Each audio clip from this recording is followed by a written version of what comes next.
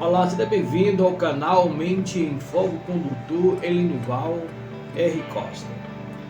Estou hoje aqui para apresentar a você mais duas obras nossas. Uma delas é O que escondemos quando brigamos.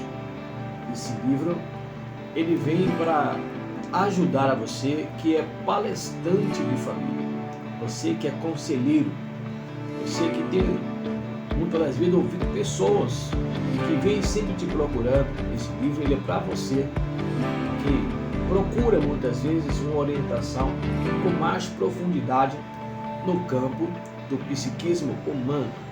Será que aquela fala que você não entende não quer dizer queria muito que você estivesse comigo hoje, fosse ali no restaurante? Talvez uma fala como essa surge um bloqueio na vida do casal. E a vida conjugal, eu costumo dizer que casais não se perdem quando briga, mas se perdem quando não sabe por que está ou estão brigando. O que escondemos quando brigamos, ele vai trazer alguns contextos maravilhosos. Esses dias eu estive apresentando ali no treinamento, primeira etapa, na Assembleia de Deus. E eu lembro que um casal de aproximadamente 70, 75 anos, aproximadamente, e quando eles viram este livro, a esposa disse o seguinte: amor, não podemos comprar este livro. Aí ele respondeu: porque vai revelar o segredo por que brigamos. Eu achei esse contexto maravilhoso na fala deles. E os dois compraram o livro, né? Compraram o livro, exatamente esse livro aqui, O que escondemos quando brigamos. A motivação desta obra, né, não surgiu apenas da prática clínica ou da espiritualidade, mas também da minha própria experiência como ser humano que enfrenta limites, medo e aprendizado. Escrever foi para mim um exercício de coragem de encarar as fragilidades dos relacionamentos e acreditar que mesmo em meio às guerras íntimas ainda existe espaço para a reconciliação. Não escrevo para oferecer fórmulas prontas, escrevo para compartilhar a reflexão que nasceram do encontro entre fé e afeto, entre teoria e vida real. Minha experiência é que cada página, né, seja um convite para que você se reconheça, se questione, se permita reconstruir vínculos com mais presença e menos obrigação. Tá?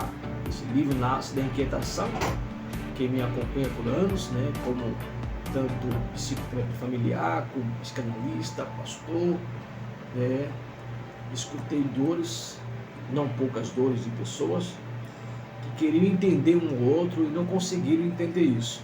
Mas o meu livro vem com essa finalidade de lhe ajudar a você melhor aplicar. O mais importante é que o nosso livro ele vem com esboço teológico, né? Com esboço também para você aplicar um seminário. Olha, o meu livro, por eu ser pastor, ele vai ter algumas referências teológicas, né? Que é o fundamento que preserva, né, a nossa vida, a unidade com Deus, a unidade com a família, porque Deus ele é o provedor. Mas o meu livro é um livro aberto para psicólogo, psicanalista, psicopedagogo, para terapeuta, para conselheiro de casais, para pastores que auxiliam, para professores de escola dominical, para um grupo de pessoas que têm interesse, tá, em melhor relacionar consigo mesmo, com a sua relação interpessoal, com a sua relação conjugal, né, e entender o que está à sua volta. Às vezes damos conselho para pessoas que só acaba destruindo o lar da pessoa. O conselho ele deve vir provedor de orientação e não de decisão. Às vezes nos precipitamos em dar conselho de uma forma tão direta que nos conectamos com os nossos traumas e com as nossas frustrações. E nesse campo dos traumas, o trauma ele não é transitório, né? O trauma ele é um campo efetivo, que ele reflete muitas das vezes o meu próprio eu nas minhas emoções no campo do outro. E muitas das vezes o campo do outro é reflexo da minha experiência não bem relacionada. Aquilo que não eu consigo relacionar bem é o campo que vai me bloquear. Tudo aquilo que não me representa, ele me bloqueia. E o que não me representa é toda forma de vida, vivência, toda forma de adaptação, comunicação, de experiência que eu não consigo aceitar como meio de me relacionar comigo mesmo, porque me frustra, me bloqueia. E como me bloqueia, esse campo do recalque faz com que eu não consiga transpor esta barreira.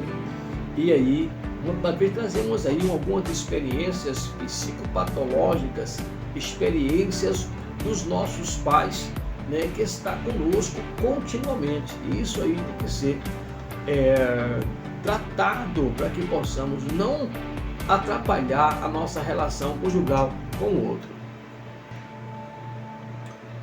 Nesse nosso livro, nós temos algum nosso sumário que vem apresentação, prefácio e introdução. E nós dividimos em 4 partes esse livro, chamado Que Escondemos Quando Brigamos. Nós temos aqui a parte 1, que é o campo invisível das relações. No capítulo 1 vem o que habita no silêncio do casal, que vai de 1 a 12 páginas. Depois nós vemos aí, na segunda parte, no capítulo que vai a partir do versículo também, até o versículo 16, que é as guerras que não nascem na fala. Capítulo 3, a herança emocional que levamos para relações. Capítulo 4, o corpo como território dos afetos não expressos. Depois nós vimos aqui a segunda parte, que é o amor sob pressão, casa, sexo e Deus. Esse ponto aqui é um ponto crucial na relação. Às vezes vimos do mundo secular com alguns hábitos dentro da vida sexual e que atrapalham a nossa relação na vida religiosa ou vice-versa. Às vezes estamos tão adaptados a um tipo de relação amorosa que dentro da nossa relação espiritual confundimos algumas questões que desenvolvem posições sexual, por exemplo, né? O local da sexualidade, o que é certo, o que não seria correto, como interpretar esse campo das emoções, da sexualidade. Será que eu estou trazendo uma frustração sexual no resolvido para outra relação conjugal? Será que eu estou brigando por um sentimento sexual que nunca fui realizado lá atrás e estou tentando conquistar isso, a nova relação? Será que essa minha trajetória passada frustrada na vida sexual, ela vai me ajudar, né, nessa nova relação? Será que os meus traumas, junto com o trauma dessa pessoa na vida conjugal, na vida sexual, será que a outra não foi abusada na vida sexual? Será que foi abusada emocionalmente, da negação, da satisfação amorosa? Será que esses dois campos tem como ela se relacionar? Eu estou apto a me relacionar com isso? Será que a minha aptidão de desejo amoroso está no topo da idade? Ou será que é um desvio de um trauma ou de um transtorno, né? De um transtorno pessoal? Tem pessoas que têm transtorno no campo da sexualidade. Não é a questão de ter aptidão dos hormônios estativos, mas é mais no campo voltado para a questão psicorrelacional. É uma questão que, se a pessoa não der para o outro ou não ceder o momento amoroso, forma assim um campo de batalha, acusação, palavras como assunto demoníaco, espiritual, questões que vai dificultando a vida conjugal um do outro. E isso é exatamente uma base no campo de um campo que chamamos aqui nesse capítulo, no capítulo 5, né? A casa como campo de batalha ou lugar de refúgio. E muitas vezes a casa torna-se um campo de batalha, né? E não um campo de refúgio.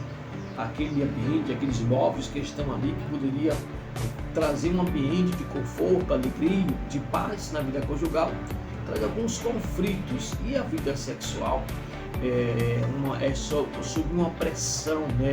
Alguns desejam fazer mais aula do que o outro, tem mais aptidão espiritual do que o outro, muitas vezes um vai na frente e outro vai atrás.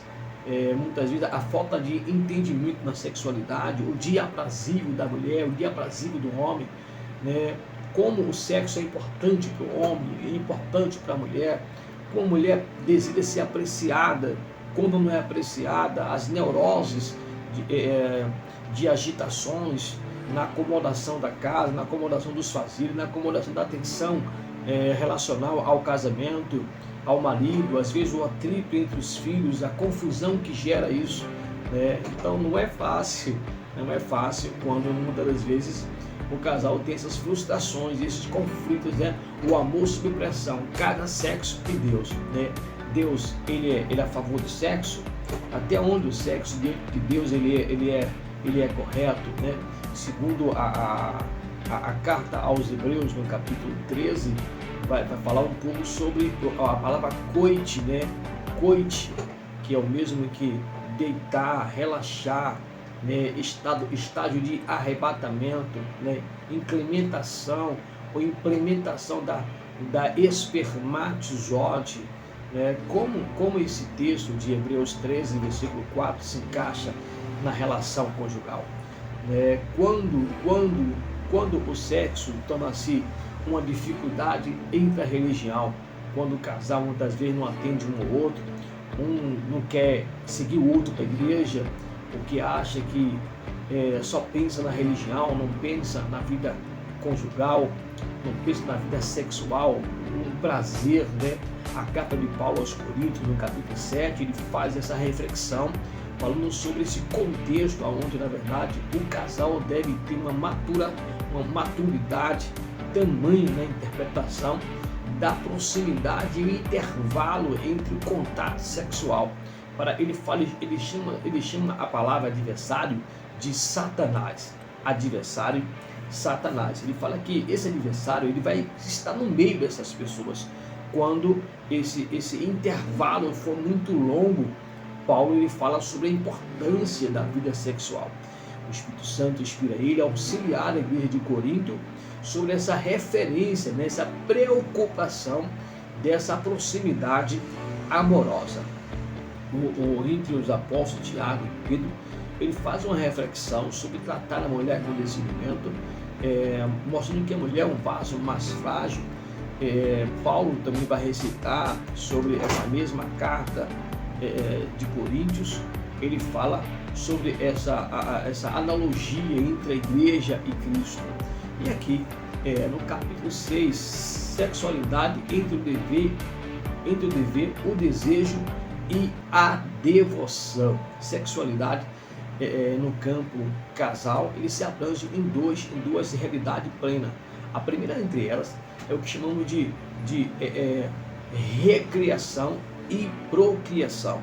Essa recriação, ela é, na verdade, essa a proximidade. Tem casal que não consegue falar sobre sexo, porque os próprios pais não instruíram o termo sexualidade. Os pais são muito, às vezes, pelo campo conservador, não externa aos filhos nenhum tipo de orientação. Mas quando vamos estudar o campo da educação baseada na área religiosa, por exemplo, os pais masculinos, eles instruíam os filhos homens, e assim as mulheres era instruída pelas suas mães, né? A materna. Esse campo ele era sempre dotado desde o seu nascimento, os primeiros dias de nascença. Os pais já iam orientando os seus filhos na comunicação, né? E a criança ia desenvolvendo essa cognição comportamental. E quando esses pais externava o chamado o casamento arranjado, o casamento por dote, os filhos estavam tão relacionados com o assunto que não tinham dificuldade de aceitar o casamento que era muitas vezes arranjado pelos seus pais, para que pudesse perpetuar a sua história e a sua geração. Esse campo aí é muito importante. Então essa sexualidade, no campo da guerra do Antigo Testamento, por exemplo, né, o povo e os judeus, eles não iam, né, israelita, como você quer entender, os dois campos, em dois povos, em momentos diferenciados.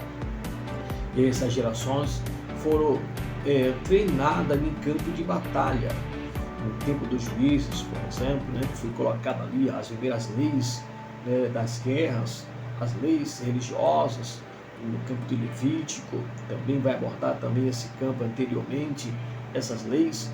E entre essas leis se diz que o casal, o rapaz que estava noivo, não podia ir para a guerra, ele tinha que casar, né, e ter uma vida sexual por um período de tempo para depois ir para a guerra, porque se porventura ele morresse, né, deixaria aí um certo legado, o seu nome não seria esquecido na história, teria um filho perpetuando a sua história, alguém por conta da própria esposa que deixou para trás.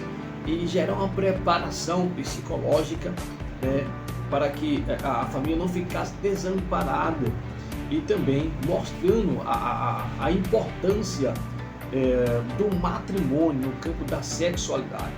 Isso aí já está no Levítico, livro de Juízes, abordando esse campo. Nós temos aqui o capítulo 7, que a fé, culpa e a sacralização do sofrimento conjugal. Existe um campo aqui do sofrimento na vida conjugal, do sacramento, né? Sacramento, sofrimento conjugal, né? Aquilo que é sacro, uma fé, uma culpa, onde uma culpabilidade se amplia na relação, um acusando o outro, e em vez desse casamento eles sejam sacro, né? Eles sejam algo sagrado, ele toma assim uma sacralização no campo do sofrimento conjugal. Vamos aqui para o capítulo, por exemplo, o capítulo 8, ele fala o seguinte: as milícias emocionais, controle e vigilância efetiva. Sabemos que tem pessoas que adquirem um casamento patológico, um casamento traumático, ou uma relação traumática, e muitas vezes foi traído lá atrás, não conseguiram superar essa marca que tanto representa as suas emoções, e vai para o campo dos bloqueios das emoções, sabendo que acaba muitas vezes havendo um controle e vigilância afetiva. A outra pessoa que está no casamento acaba, na verdade, adotando princípios de vigilância dentro da relação, né, no controle efetivo. Não pode falar com a mãe, não pode falar com o pai, não pode falar com o tio, não pode falar com a prima, não pode falar com o cunhado, com o cunhado. É um conflito porque há uma vigilância afetiva, e essa vigilância ela acaba gerando conflitos. E quantos são os lares no campo das emoções, mesmo depois de religiosos, que sofrem essa situação, simplesmente porque, na verdade, elas não foram tratadas nessas emoções. E aí começa a controlar-se a outra pessoa no campo das suas emoções não resolvidas. Nós temos aqui o capítulo 9, que já vai para a terceira parte do livro, que é por trás da luta, o pedido. Nessa parte aqui nós temos o seguinte: o pedido por escuta, toque de validação. As emoções não se beijam, não se abraçam, não se comunicam mais, há um esquecimento. A briga trouxe um campo chamado campo do silêncio. Aí no capítulo 10 eu abordo o seguinte: raiva, defesa ou saudade, né? O que a briga revela? Raiva, defesa ou saudade? Aí nós temos uma raiva por alguma coisa, e essa briga está ali nos incomodando, né? Um campo de batalha, né? Às vezes é apenas uma defesa, queremos defender alguma coisa que não queremos que o outro entre. Eu costumo dizer que no casamento dificilmente um casal consegue absorver a experiência do outro e receber a confiança 100% do outro, até mesmo porque nós temos nossas identidades. A nossa identidade ela deve ser preservada em pouco tempo, né? E essa identidade, muitas vezes, nós guardamos ela e não abrimos espaço para outras pessoas entrar nas nossas relações. Mesmo depois de casado, anos e anos, não abrimos alguns leques para a nossa vida. Eu acho bom também, em algumas partes das nossas vidas, temos essa liberdade, né? Se eu quero compartilhar, se eu não quero compartilhar. Tem coisas que não dizemos, não falamos um para o outro, ou outros não sabem, nunca vai saber, porque faz parte da nossa própria identidade, né? De segurança, de proteção. de saudade, de referência, que queremos preservar isso como algo muitas vezes silenciosa, e que vamos tratando em nós mesmos algumas referências até chegarmos a uma convivência melhor.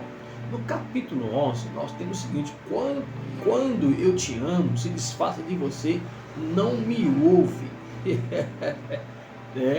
Agora, a parte 4 do nosso livro, que vem agora falar sobre alguns capítulos, que é chamada Ferramenta para Reconexão. Aí nós temos aqui, por exemplo, no capítulo 12, escuta restaurativa, falar sem culpa, ouvir, sem se armar, que às vezes nós brigamos e porque está sempre no assunto, se armando para defender o que vai responder de imediato e não escutando de fato como deve ser ouvido. Capítulo 13, reconstruindo a intimidade, o vínculo antes da performance. Capítulo 14, espiritualidade como ponte, não como prisão, né? Capítulo 15, falando sobre o perdão, autorresponsabilidade e novos pactos. O capítulo 16, vozes silenciadas, marcas invisíveis. Aqui eu abordo o campo das emoções das mulheres que têm muitos hematomas, né? Embaixo dos seios, na virilha, debaixo do braço, no próprio braço, na perna, né? Aparecem algumas manchas que são as chamadas vozes silenciadas, marcas invisíveis da relação. Temos pessoas aí, na verdade, sofrendo alguns no campo das emoções, tendo que tomar medicação controlada.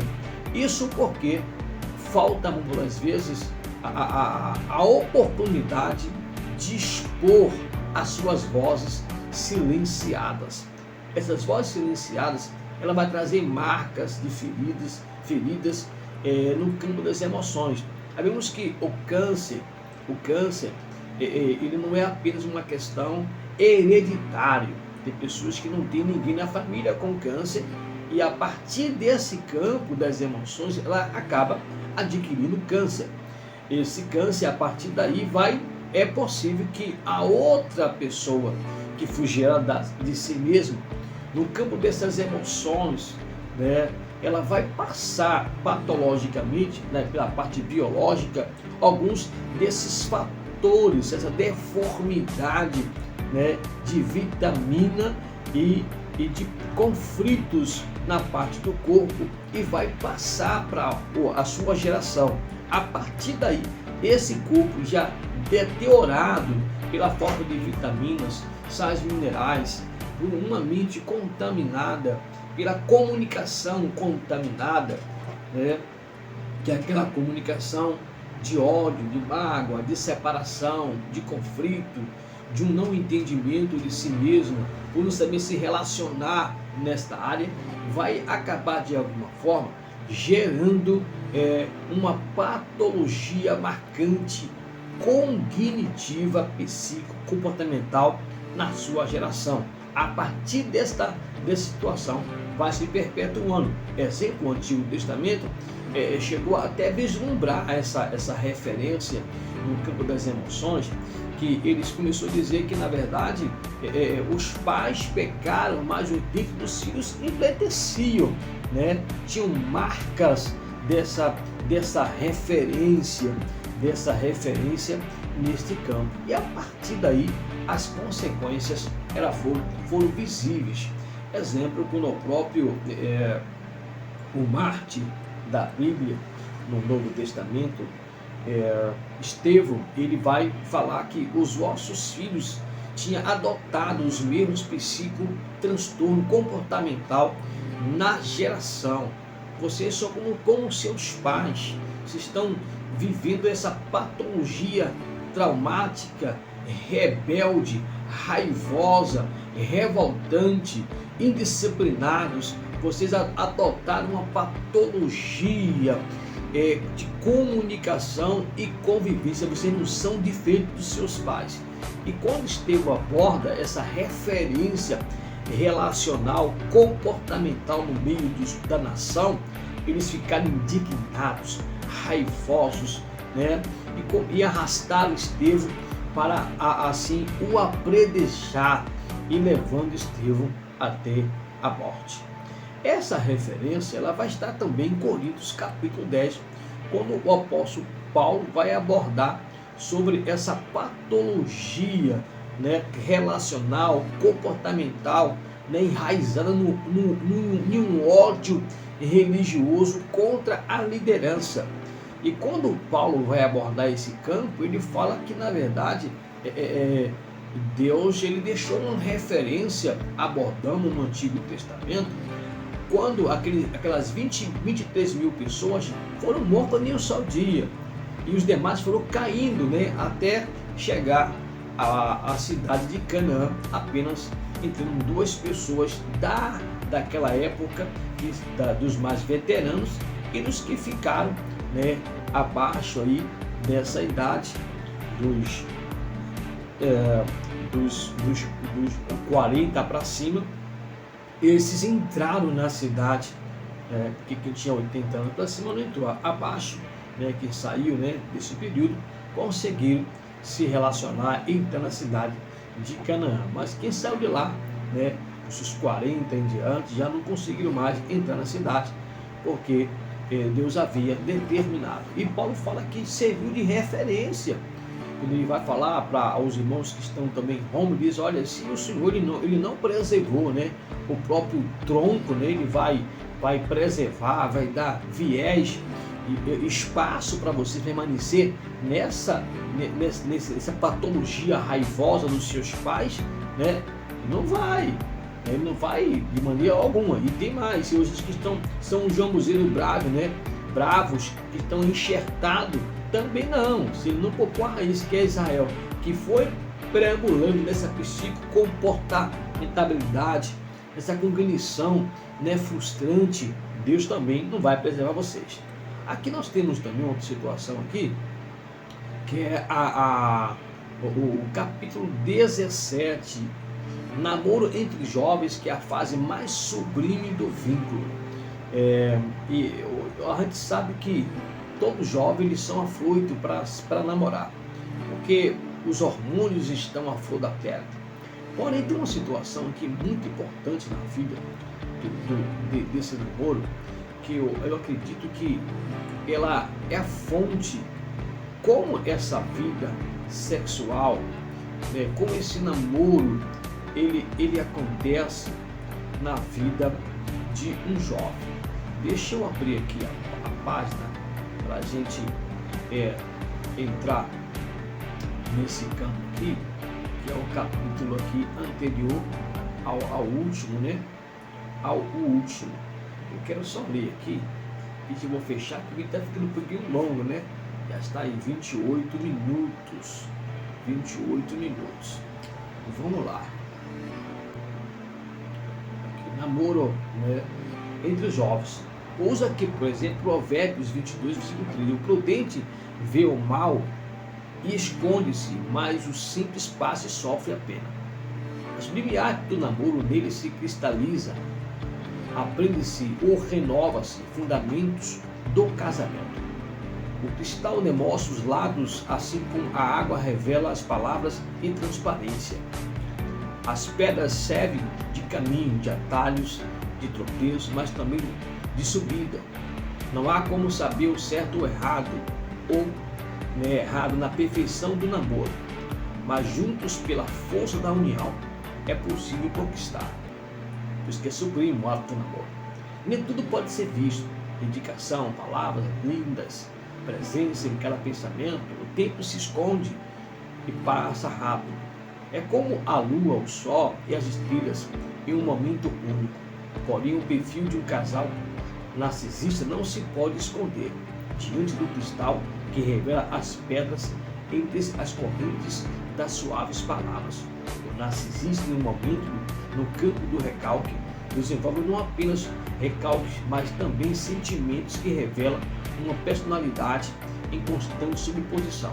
Ele utiliza seus semelhantes como sustentação para alcançar o objetivo pessoal, buscando indivíduos apenas para satisfazê-lo e nunca para promovê-los ou protegê-lo. Esse exemplo, né, exemplo de namoro, para se livrar dos pais ou para ter casa própria, desejo de ser mãe ou pai, ir para a cidade grande, fazer faculdade, ser visto acima das palavras nativas, negativas, oposições em cada posição, na pressão, no controle pelo poder que sustenta sua busca obscura e reveladora. Aqui eu falo dois campos. O primeiro campo é o campo do narcisista, no campo do namoro. Eu conheço diversas histórias de pessoas que começaram a namorar e de repente a coisa deu tudo errado. Porque a pessoa, por exemplo, queria apenas o corpo, queria apenas o domínio da pessoa. E o narcisista, ele consegue implantar na mente da moça, do moço, uma tamanha conquista, uma tamanha precisão de uma pessoa especial, que depois que ele conquista esse campo, ele permanece manipulando. Ou seja, ele tira dos pais esse moço ou essa moça, tira dos convívios dos amigos esse moço ou essa moça, tira dos cultos da igreja esse moço ou essa moça, tira até de certos empregos que estão trabalhando, porque o campo narcisista, ele não está preocupado com o seu sentimento, ele está preocupado, na verdade, com o que ele quer ser promovido através de você. Você é uma pessoa importante na sua família, então ele quer isso para ele, porque ele não sabe o que é isso, ele não está preocupado com isso, ele quer apenas absorver. É como se fosse o proverbista, né, um provérbio que diz sobre a chama e suga e suas feridas, dá o título de dá. Quanto mais tem, esse ser humano ele quer. Então ele é esperto em tudo, ele é uma pessoa fácil de comunicação, é uma pessoa fácil de muitas vezes ser perceptível, porque ele é controlador, ele tem um campo de machismo muito autoritário, ele controla as pessoas de diversas formas. Então ele é aquela pessoa muitas vezes escondido, ao mesmo tempo a pessoa exposta. Ele é escondido porque essas emoções dele muitas vezes não é visto como alguém que tem problema, mas como alguém que é inteligente, como alguém que é conservador, como alguém que está ali para ser o olho do outro que não consegue ver, como se o outro não tivesse olho para ver, nem ouvido para perceber e nem coração para sentir. Então quem entra nessa relação com o narcisista, então você é uma pessoa controlada o tempo todo, não consegue ter uma vida livre, não tem expressão, não tem liberdade. E toda pessoa que namora com essas pessoas são pessoas que caem nesse campo aqui, que eu chamo exemplo de namoro. Um namoro para se livrar dos pais que namoram essas pessoas, para ter também uma casa, desejo de ser mãe, aí cai namoro essas pessoas, para ir para uma cidade grande, que namoro essas pessoas, fazer faculdade, né, ser visto acima das palavras negativas, né? Oposição em cada posição, na pressão, no controle pelo poder que sustenta sua busca obscura e reveladora. Então aqui chega o seguinte, chega a aparecer que os objetivos do relacionamento citado acima não são papel de uma relação conjunta. Eu afirmo que não são. O namoro se sustenta em princípios, unidades, organização, tempo, interpretação, comunhão e firmeza conjugal. Talvez alguém diga, não está faltando o amor, somos até enganados no conceito amor. Existe o amor para satisfação romântica e erótica, o amor de filhos e de pai, e o amor perfeito que é o de Deus. O amor, amor de sacrifício, que é o amor de Deus, o amor que une um casal. Jovem, aqui eu falo assim, jovem, vou lhe fazer uma pergunta: o que é o amor para você? Antes que lhe diga que no campo religioso, desde os tempos em que existe o mundo, os namoros ou relacionamento foram constituídos por visão única, serviam um ao outro, além de reprodução da espécie. A formação da família sempre foi um protocolo, coração ligado pelo olhar, pelo olhar. Aí aqui me diz o seguinte, cadê? Vamos lá. Sentimento, afeição e, sobretudo, a raiz que sustenta a relação, né? A relação que é a humildade ou a humanidade. Ser humano no trato, na conduta, no zelo, nas palavras, na dificuldade, na aplicação da justiça de um para com o outro, essa talvez seja a maior interpretação do que chamamos amor. Porque na falta dessa aplicação se ouvirá que não existe mais o sentimento que chamamos de amor. O casal jovem, mesmo que seja religioso, pode revelar seu ego narcisista. Seu comportamento se limita a se proteger e manter controle das mentes que acredita estar caminhando em direção aos próprios objetivos. O personagem narcisista está presente em todos os meios: a igreja, escola, faculdade, local de trabalho, até no santo ministério. Conclusão: não são poucos jovens que foram enganados pela aparência do mal. Fique atento aos personagens de desejos onde você é apenas o objeto das suas ilusões melancólica e personificada. Lembre-se, eles são inteligentes, sábios, simpáticos, positivos e parecem resolver tudo, mas são controladores. E aqui nós vimos o último capítulo do livro que fala o seguinte: quem sou eu na relação, Cristo ou a igreja? Aqui faço a introdução, apresentação. Ser noiva leva tempo até chegar ao casamento. Porém, os rituais matrimônios são o verdadeiro ápice da relação. O casamento, talvez você seja como eu, que pensa e vê a complexidade entre ser esposa, a igreja submissa, e ser esposo, sacrifício, Cristo. Acredito que os dois sempre vão falhar, não por vontade de negar suas vocações, mas porque é uma missão, e toda missão tem obstáculo. Muitas vezes o sacrifício, e a submissão são dois campos que muitas vezes tem tanta luta para alcançar. Submissão e sacrifício. A mulher submissa, o marido sacrifício. Representar Cristo é uma obra, em sua obra de sacrifício, não é a mesma coisa que carregar a minha cruz. Jesus nunca falhou, nem vai falhar, mas você acha que conseguirá ser Jesus como protetor do lar? Da mesma forma que ele é da noiva, igreja? Claro que não, correto? Mas qual é o sacrifício da minha missão? Então, é simples. Sacrificar-se é quando o meu coração bate na mesma direção da noiva, igreja, e do noivo, Jesus. Assim, vou sempre encontrar restauração, da graça. Porque graça é favor imerecido, ou seja, eu vou sempre dialogar dentro da relação e não apenas com as emoções. Nas relações eu grito, reclamo, julgo, justifico, tenho vontade de desistir e até de fugir, de me afastar por um tempo. Posso lhe oferecer um conforto em tudo isso?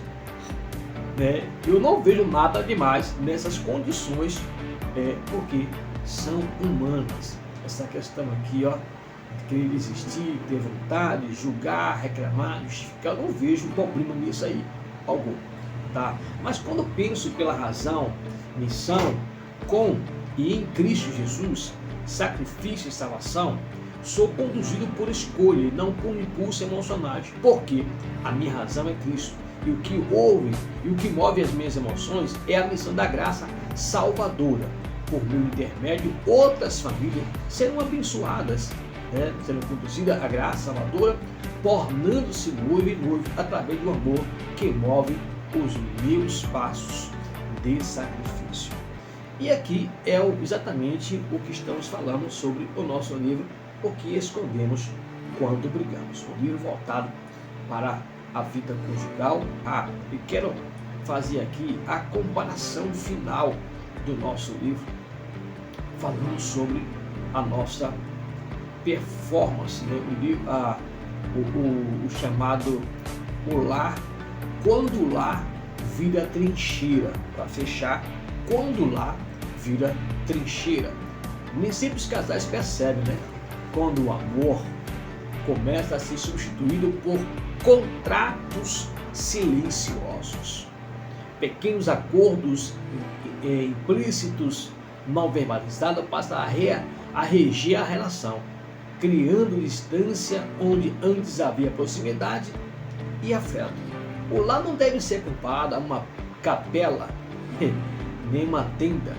Na capela, há circulação de pessoas, atividades de múltiplas vozes. Na tenda, há limitação e acesso restrito, quarto exclusivo.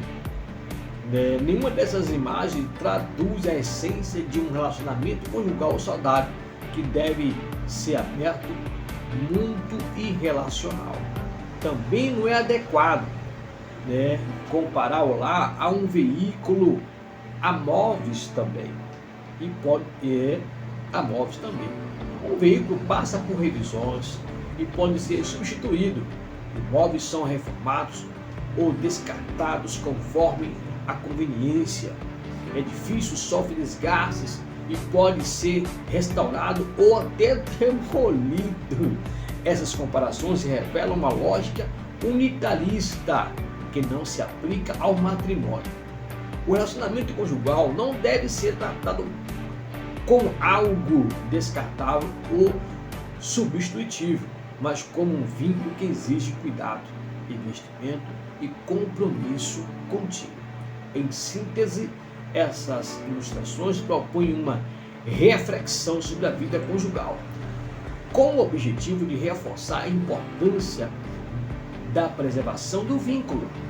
Nada poderá separar um casal que luta pela união, pela comunicação, pela lealdade, pela amizade, pelo respeito e pela intimidade. Então esse livro nasce de um chamado à escuta dos bastidores dos conflitos conjugais, porque por trás da frase "você não me entende" pode existir um pedido mal formulado por acolhimento e também um pedido chamado de aproximidade. E por trás do "eu estou cansado de tudo" pode ecoar exaustão de uma alma que há muito não se sente vista. São dores silenciosas que, quando ignoradas, se transformam em distâncias difíceis de atravessar. Vivemos tempo intenso marcado não apenas por conflitos externos, mas também por batalha interna, travadas dentro dos lares. Exigências invisíveis roubam dos relacionamentos a liberdade de amar com perfeição, presença e verdade. Fé na sexualidade, rotina doméstica, afetividade muitas vezes se encontram no mesmo campo de tensão. Por isso os casais necessitam urgentemente de espaço de reconciliação, não apenas entre si, mas também consigo mesmo. E aí essa fé e sexualidade se mistura muito quando os lados estão separados no campo religioso, porque não separa essas realidades. Aqui eu não ofereço respostas prontas, tá? Por favor, trago perguntas, cenários e pontos de luz. Acredito que o amor, quando escutado com profundidade, encontra caminhos para se reorganizar. E talvez, ao reconhecermos que tentamos proteger em nossas discussões, o medo do abandono, o desejo de pertencimento, a saudade do que já fomos, possamos nos reencontrar, tá? Sem defesas excessivas, sem contratos explícitos, apenas com presença. E aqui eu encerro, trago a você novamente. Vou fazer um outro vídeo abordando sobre esse segundo livro, que é o que nós temos aqui como título, Orgulho Disfarçado de Santidade. Aguarde o próximo vídeo, nós vamos lançar para você aqui sobre essa importância. Será que o orgulho disfarça-se no campo da santidade?